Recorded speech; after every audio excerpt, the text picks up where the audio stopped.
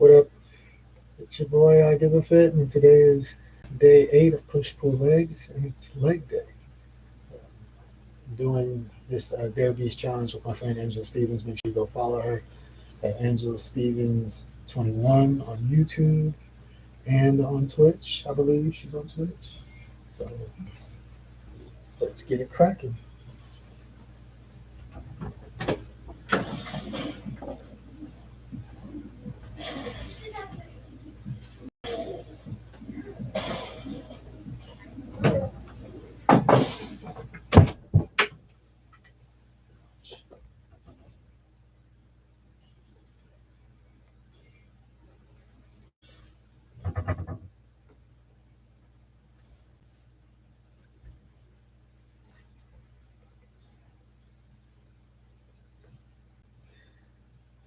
All right.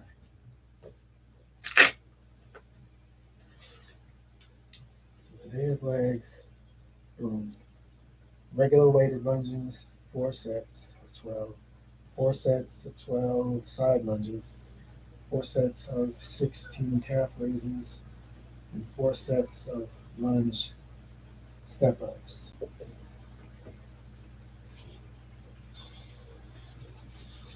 So, yeah, basically, I'm about to kill my legs, is what they're saying. But it's called a challenge for a reason, right?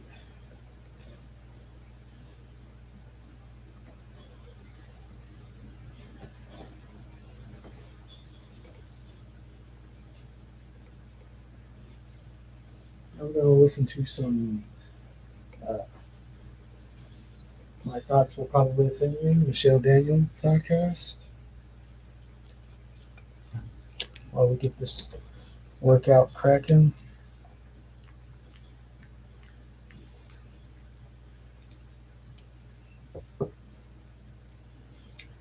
Brr, brr, brr.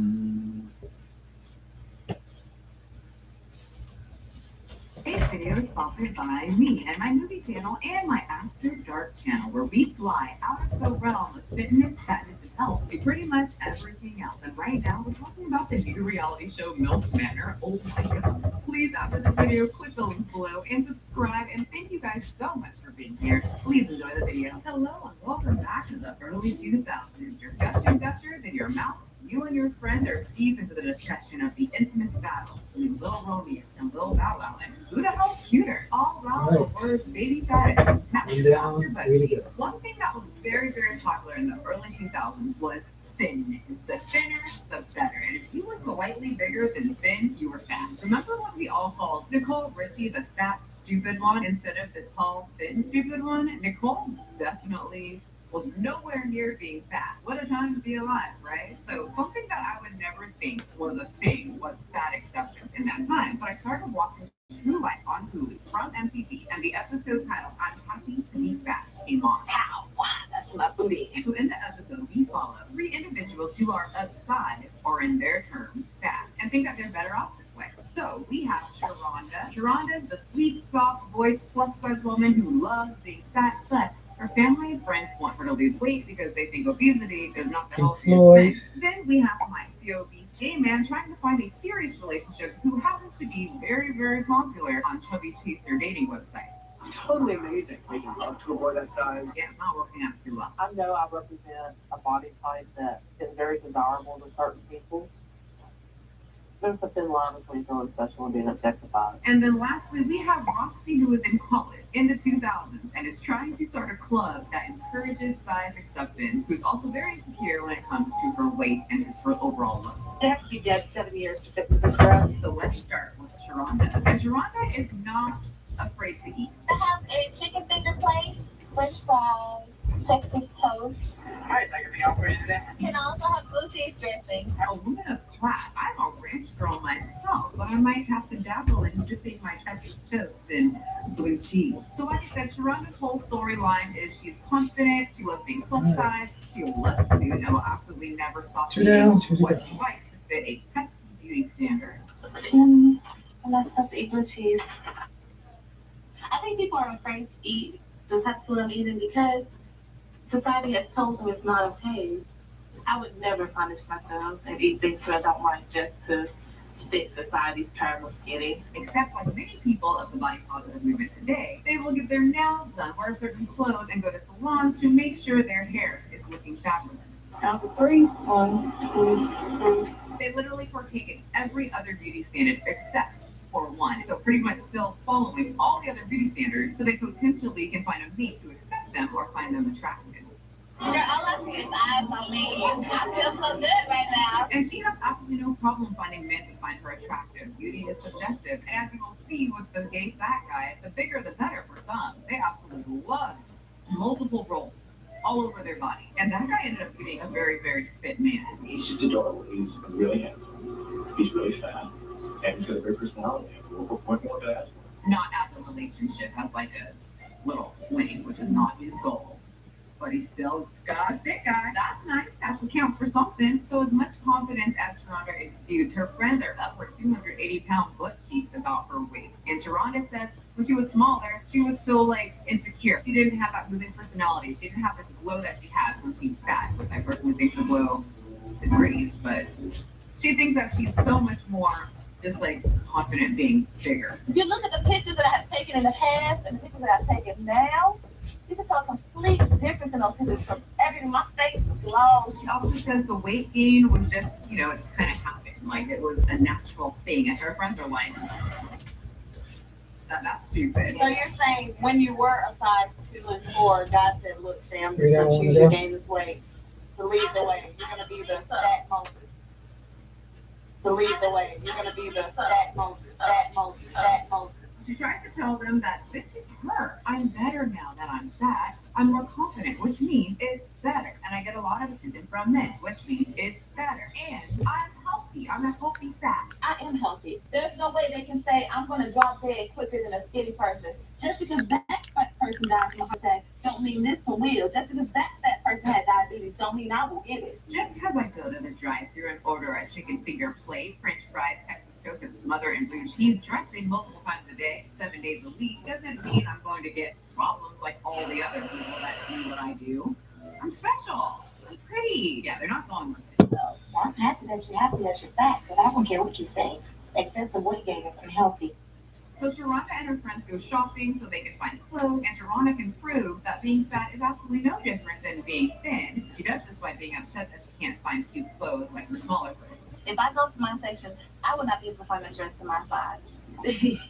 Her friends like, okay. And also, Miss Happy being fat, be happy. You can't fit in this dress since you're so happy. So then Sharonda pulls out her soapbox and starts preaching in the middle of the mall to all of her friends and anyone who will listen, as she just told how wonderful it is being fat, starts telling them how hard it is being fat in America. Because how dare America allow people to eat a whole chicken finger platter, but then won't make cute clothes for those people who eat that whole chicken platter. You can sell these people McDonald's. You can allow them to eat 5 chickens in one sitting, but you won't sell them clothes to fit them. You make them this way, and why not sell clothes to fit them? So that would not change my mind at all. Horrible speech.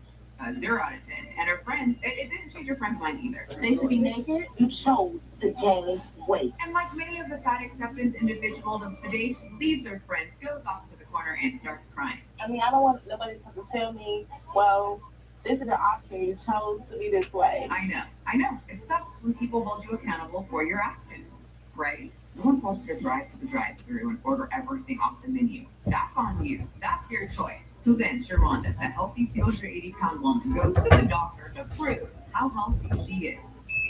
Your blood pressure is 139/83. Is it high? The top numbers are a little bit high. Should I be worried about the blood pressure? You're so young and to have blood pressure readings that high, we really probably want to be pretty aggressive as far as treating it. I could have been took my weight. Absolutely not. Alright, regular lunch is done. To get Time for a 2-minute break. You're not on enough weight. Absolutely. Oh. So it is. Definitely plays a role. It's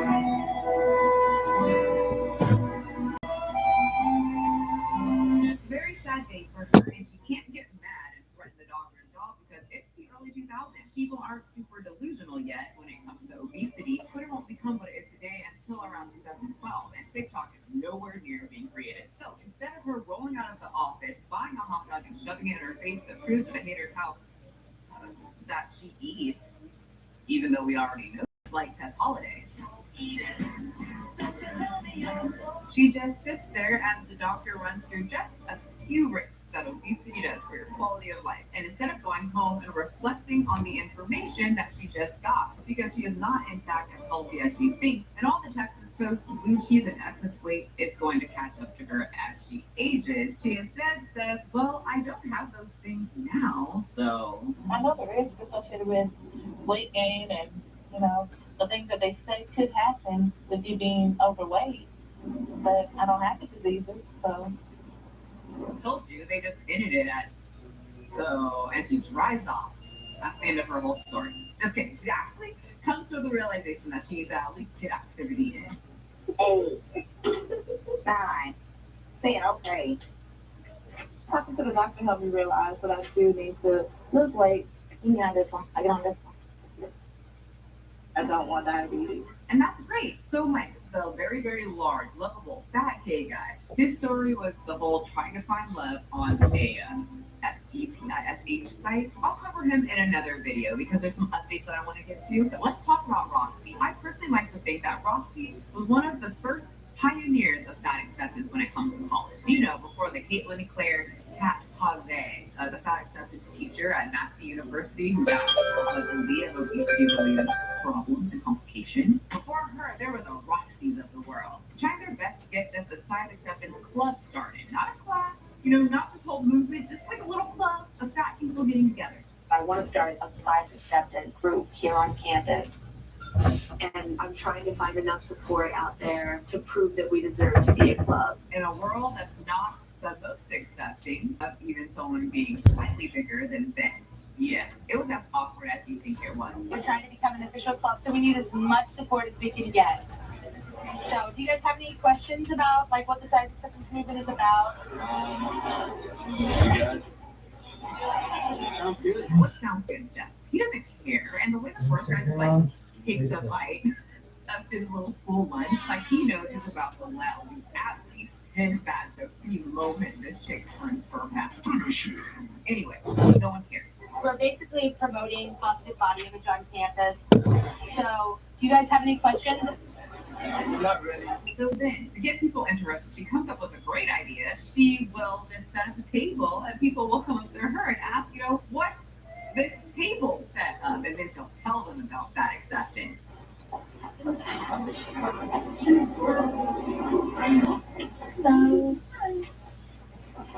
Hello.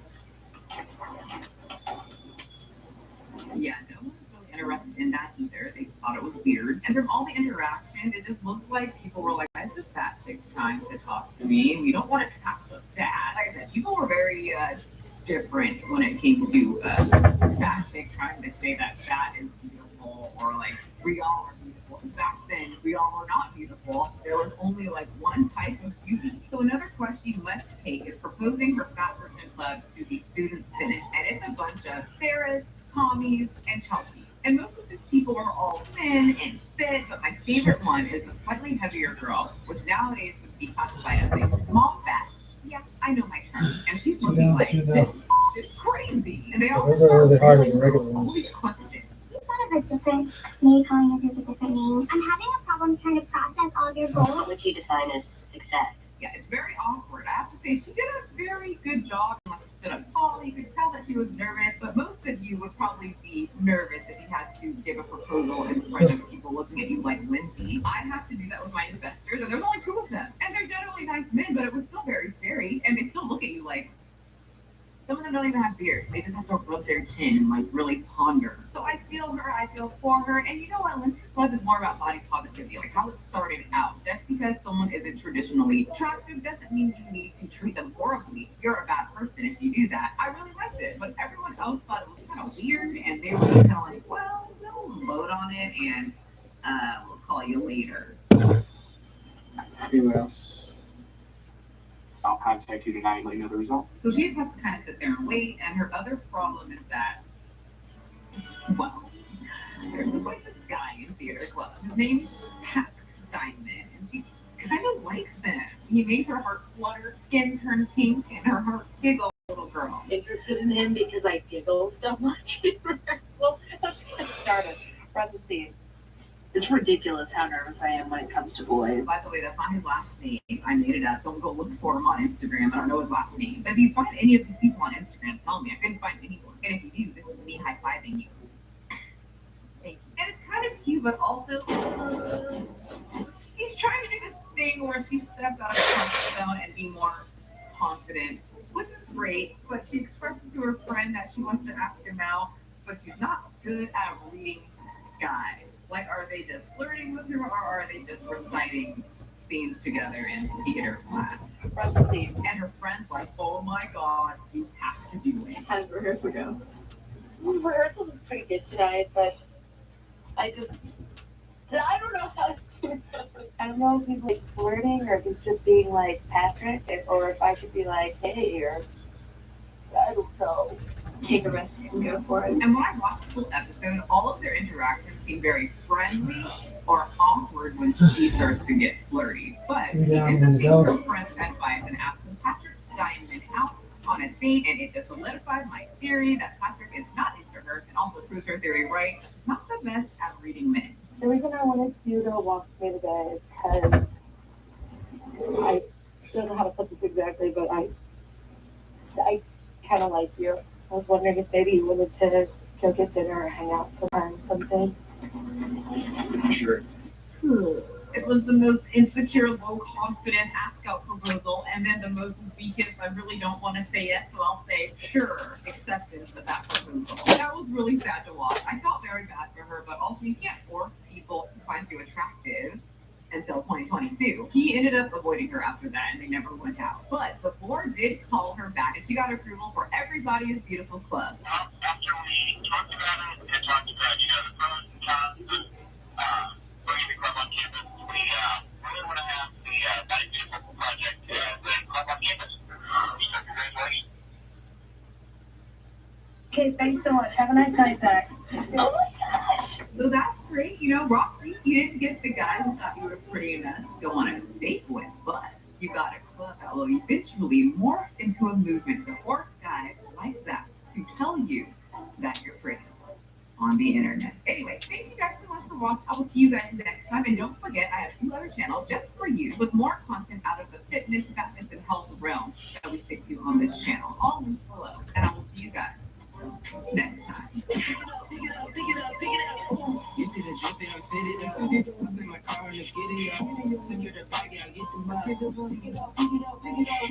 see the drip, yeah, I fit it out. Up in my car and giddy up.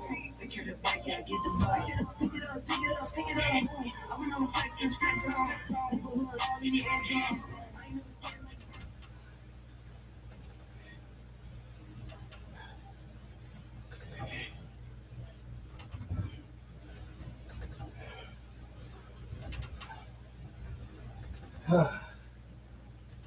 All done with side lunges.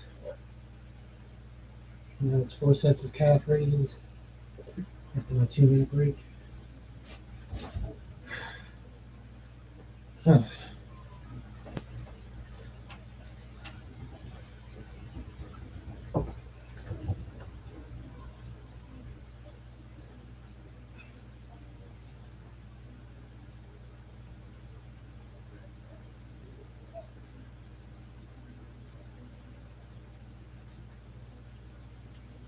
Alrighty, so today's video is one that hasn't been very fun to do the research on and is not going to be fun for me to record, but I also do think that it's important to talk about. And so just kind of like a trigger warning, we're going to be talking about someone that passed away recently, and it's a pretty sad story. And so if you're not in the mood to watch something like that, I totally understand. But that's what we're going to be talking about today. This is Brittany, or also known on Instagram and TikTok as Sick and Tired of Waiting, and then waiting is spelled like wait, kind of clever. But she describes herself as sick and tired of waiting, working to take back my life, BED, BPD, type 2 diabetes, body positive, bipolar, and hypothyroid. So if you scroll through her account, you can kind of see it's someone that has obviously been struggling with their weight and is doing their best to try and obviously accept, but also work on themselves. And I think that that's really important. This is not a page where it's someone that's just being like, you know, it is what it is. I'm just going to accept what has come. It's someone that is very aware of the situation that they're in, and they want, like, they consciously are obviously trying to make a change there. So that brings us to this TikTok here, and this is honestly, it's going to be kind of hard to watch because this was posted not long before it was, you know, she was found to be passed away. And so, again, it's kind of rough, but I think it's important to watch. So let's go ahead and watch it. Well, before I'll just read this out. It says, I wish I could turn back time and have not stopped when it got hard, not given up when grief hit me. That's life, though. This has to be the final time I pick myself up off the ground because I'm scared I'm going to end up in a very bad place and that my body can't recover from. And hashtag food addict, food addiction recovery, binge eating recovery, and weight loss transformation. I live in my life with food, binge eating, and lack of self-care. And I'm hoping that it's not too late for me this time. I ain't been to the store in 2 years, maybe more now, I guess. I went to the post office once and that was hard. I went to urgent care. So here it's like, obviously it's really sad because she's hoping that it's not too late, and like obviously there were things that happened that made it to where she wasn't able to see this through. But I do think that the fact that this video exists is a message to a lot of people, hopefully, and it hopefully does help people that are in a similar position to where she's at. And like, this isn't a video where I'm trying to say, well, told you so, you should have worked on yourself. Like, it's clear that she wanted to.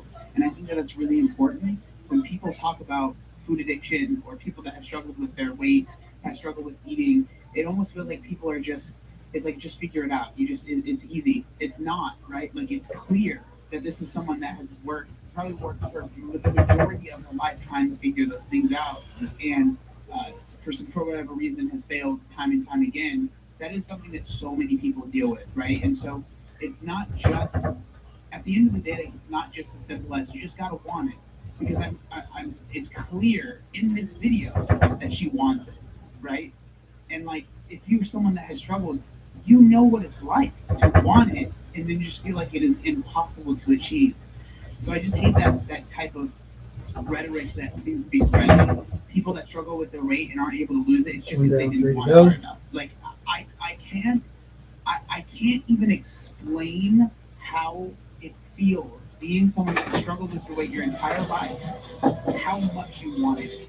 Like, there was literally nothing I wanted more than to lose weight. There was nothing on earth that I wanted more than to lose weight. A story that I've told before was when I was in high school, I had a health teacher. He took me aside one day and he asked me a question, because I would joke around a lot in his class and just really not work hard. I remember one time he really tried to get me to lose weight. He tried to, like, okay, I'm going to give you a journal and like write everything down. And I ended up not doing it. And he was like really trying to help me. And he took me aside and he was like, John, I want to ask you a serious question. If I were to grant you one wish, what would it be? And at first I didn't answer. And he was like, would it be to be thin? And I was like, yeah. Kind of almost like broke down. That's all I wanted. Like, I would have dreams of no longer being the size that I was, right? Being able to enjoy the things that I wanted to enjoy. And so to say that someone just doesn't want it enough, I just disagree. But I'm here, and I thought my legs were going to give out from under me, because I had to stand there the entire time after walking in. I kept just looking back at the chair and just praying that I could just make it another second until she was done with me.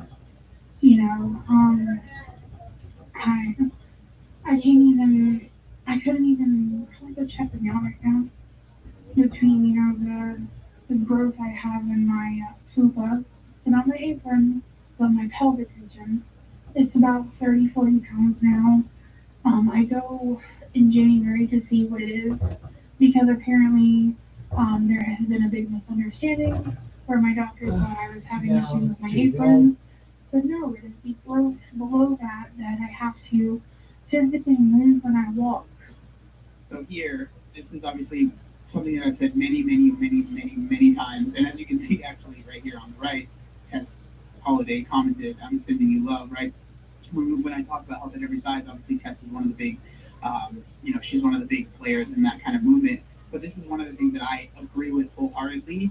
I'm sure the family, her family is devastated, obviously. But the fact that, like, again, misunderstanding, that is something that does happen frequently when you are someone that is, obese, struggling with your weight, and you're going to the doctor. It's like, that is something that needs to, like, I don't see any negatives of the care getting better, right? Like, I don't see any negatives of us being like, hey, we need to make sure that we are handling this correctly, and there's more understanding and better help for people that are struggling with their weight, right? I'm not saying we need to, like, baby anyone or coddle them, but, like, give them acceptable care, right? Anybody deserves that. I've told many stories of how I felt when I went to the doctors when I was overweight, and how terrified it made me, and how it just made me not want to go to the doctor, right? And so someone that is struggling with their weight already has to get over that hurdle. And then to think they do go to the doctor and then end up not getting the acceptable care that they need, that's not a good thing. There's no reason for us to say, oh, no, we don't need to improve the care. They just need to lose weight. Come on, dude. What's one of the steps they should take when they're losing weight? Go to the doctor. So let's make that process as good as possible, right? Anytime I roll or move or anything, I have to adjust it. And I can't wear my leggings or shorts anymore. Not a breath constantly. I wish I knew the cause of eating. I wish I knew the cause of the comfort at the time that I was seeking. And I just want this to be a warning for the people. It's that, like, we've all heard of it, right? We've all been there, where it's the momentary pleasure, but then eventually you got to hit check, right? Like, you can only put on the tap for so long until the tap is going to come back. And it's clear, that obviously, yeah, like, if she would have made better decisions and stuff like that, of course, right? And I'm not going to sit here and say, like, it has nothing to do with what the choices she made, because that's just not true, and I'm not going to sit here and lie. But at the same time, it's clear there was obviously more going on. And it's just the mindset, like, the place that someone is that is struggling with their weight, like, that is in her position where, like, she's struggling with her weight, she knows that it's a problem, right? And that's very important, because there are a lot of people that might be struggling with weight that feel like it's not a problem, and that I disagree, right? I don't subscribe to that. I think if you are massively overweight, you might not have a problem right now, but eventually you're gonna have to pay that tab, right? And so she knows, it's clear that she's like, no, this is not good. Like, something has to change, right? So just because you have that, even if you have that good moment, it is so hard, right? It is so hard. And that's why I'm so adamant about giving people actionable advice that isn't over the top, it doesn't cost you any money. Right, last set of the just making those cap simple raise. changes. But just because something's simple, that doesn't mean that it's easy. If you're someone that's been addicted to food your whole life, to take away that one coping mechanism is incredibly hard to deal with. And, like, I would never discount how hard it is. And that's why, like, yeah, I wish I could tell and, like, give people the motivation, or, like, bottle it up and give it to everyone that wants to lose weight and just do it like the way that I was able to. But I understand that that's just not possible for most people. So that's why, especially more recently with Ozempic becoming more popular, semaglutide, all of those drugs, different surgeries, like, I am, as long as someone is learning proper 2-minute rest while they and do these things, and they step are ups. really, soaking up that knowledge, I'm not against any sort of way to make that happen for yourself, because I feel like I would be a hypocrite, right? Because if you can only do it this one way, that's the only way. Like, I think that any way that helps someone get out of this, right? It's clear that she, which is something I've talked a lot about, is you feel trapped in your own body. And that is a horrible feeling. Horrible feeling. Just need to hear the hard truth, that if you keep it up and you keep, gaining and not taking care of yourself and moving around and doing what you need to do, your health is going to decline possibly. This is my experience. My health declined. I can, I do what I need to do, to take care of my husband and stuff still, and I make things work, and I can do the things that I need to do, but they're very, very hard. I had to have help trimming my toenails the other day because I felt so out of breath trying to lean over and do my toes. There's just a lot that is taken away from me, and I want you to know that it's not worth it. It's not worth your life. And yeah. I really hope that I can turn it around this time because it's really scary how bad things can get. So that's the whole video right there, and then this is the obituary right here. So it's January 2nd where she passed, and it goes on to say Brittany Dawn Sawyer, aka passed away unexpectedly on January 2nd, 2023. She was born March 9th, 1994 in Springfield, Tennessee. Beautiful soul, Brittany knew how to write anyone's day with a laugh and a smile. Her shining presence in social media will continue to honor her memory online forever. World of Warcraft was Brittany's all-time favorite game to play. I'm not the net. Loving to indulge many different variations of games with her friends and family. Brittany is survived by her husband, sister, and stepfather. She was succeeded death by her mother, Cindy.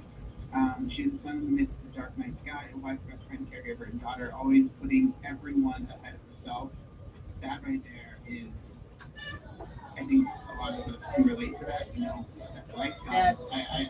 I figured out how to do the Steve sound effect. When people really struggle with their weight and just health in general, I have that in What?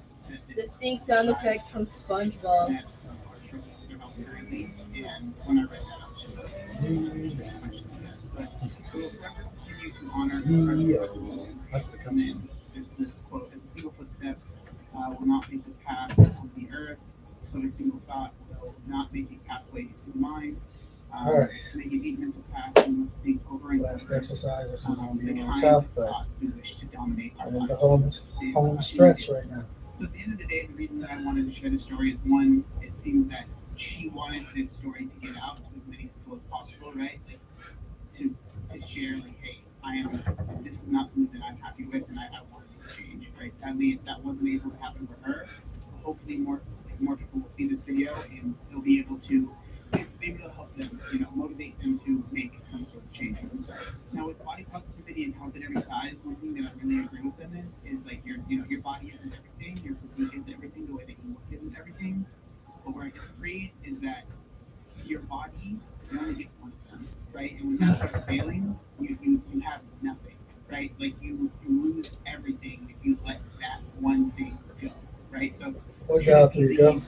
The only thing you think about, the thing that consumes your entire life, and all you can think about, probably not.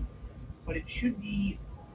Not, it should you shouldn't get to a point where your body is now restricting you from living the life that you want to live, or just living it all, right?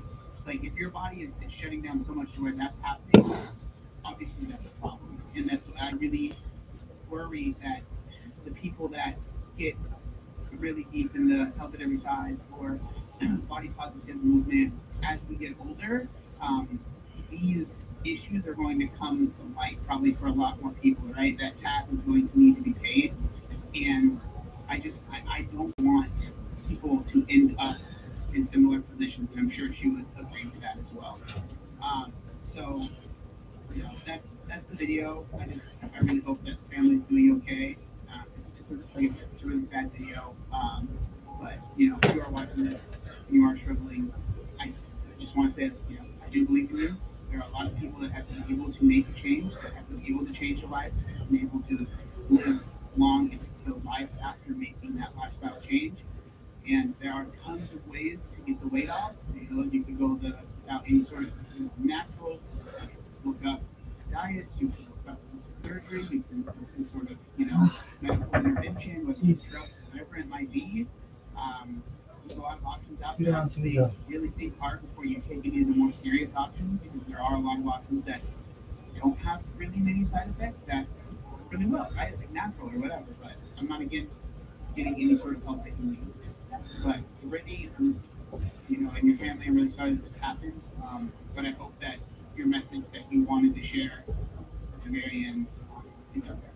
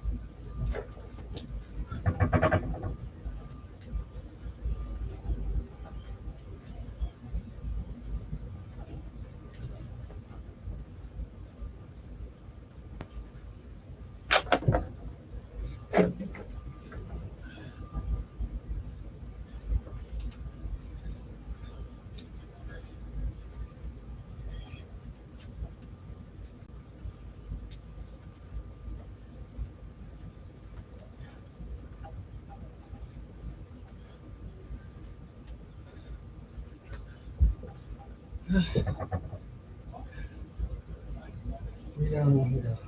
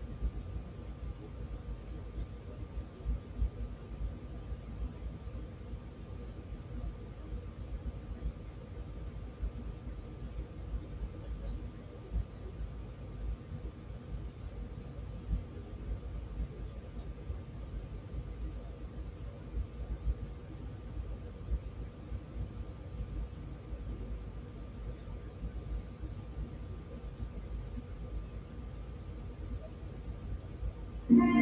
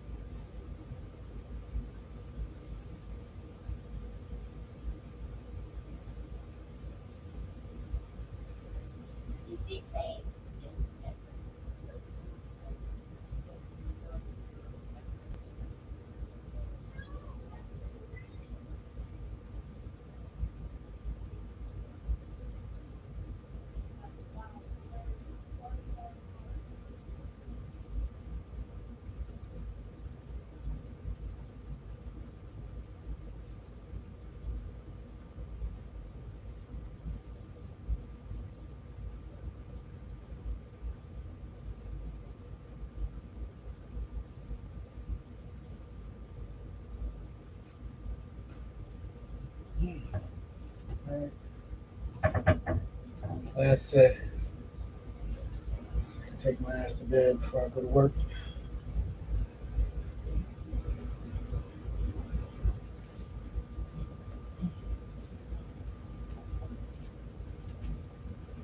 Shit.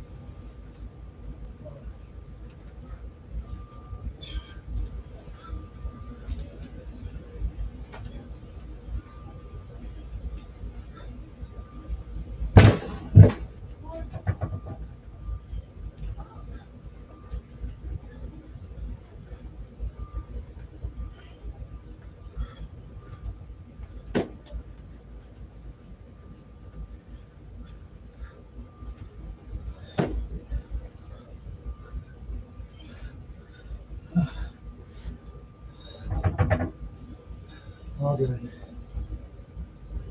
Thank goodness. That was rough. Tomorrow is a push day. Looks like it's going to be a rough one too.